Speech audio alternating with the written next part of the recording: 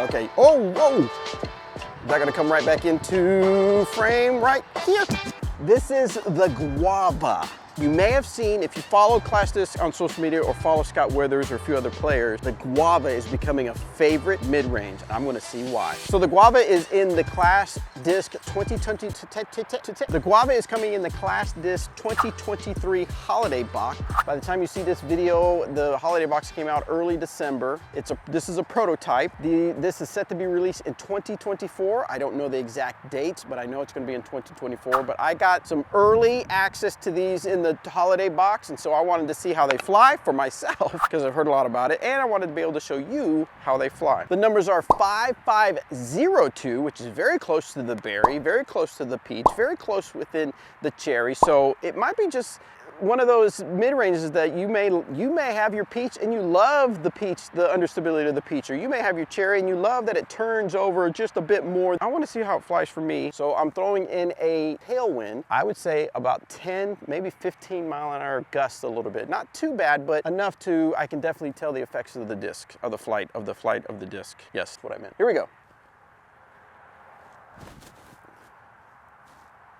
I did the review for the cherry just before I started throwing with the Guava. You can definitely tell the Guava doesn't stand up for me like the cherry does, but that might be what you want. You want something that has, for my speed, if I wanted to turn early or not have any turn or any kind of stand-up stability, that might be great for the Guava. Now I'm gonna throw it toward the camera, which is gonna be into a headwind.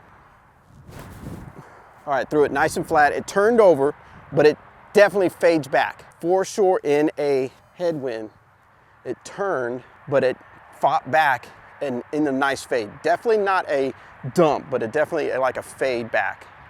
Okay, this time I'm gonna throw it a little harder, but with a little bit of hyzer angle, just a touch.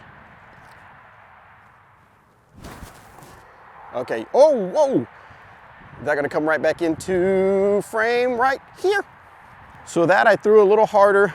And because I threw it a little harder, I threw it a little bit up in the air more, a little up in the air.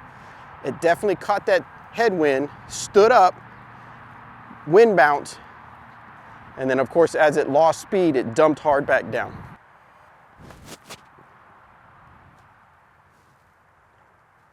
Okay, just as I expected. I do tend to release a disc like this. I try to think in my mind straight, but a lot of times I'll release it like this. I watch videos of me a lot and I notice I do this. So for me, the Guava came out and just stayed like that until it dumped at the end. Well, no, I wouldn't say it's a dump, just a nice fade. Definitely not a dump, because I've seen discs like the mint and the peppermint, they'll dump, but this one had a fade at the end. So what I'll do is I'll try to do straight, and hopefully I'll get it like this to see what it's gonna do with that 5502. Let's see.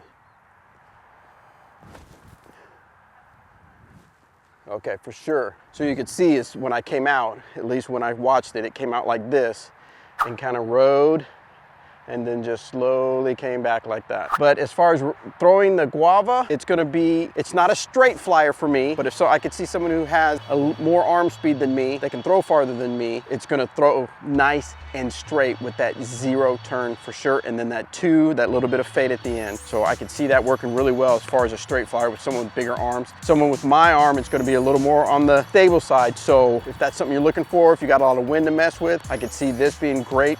In the tailwind, it is a great disc. It does feel great. I can see it. I'm gonna throw it a little more. I'm gonna put it in my bag for a while, throw it for a little bit more, see how it fits in my bag.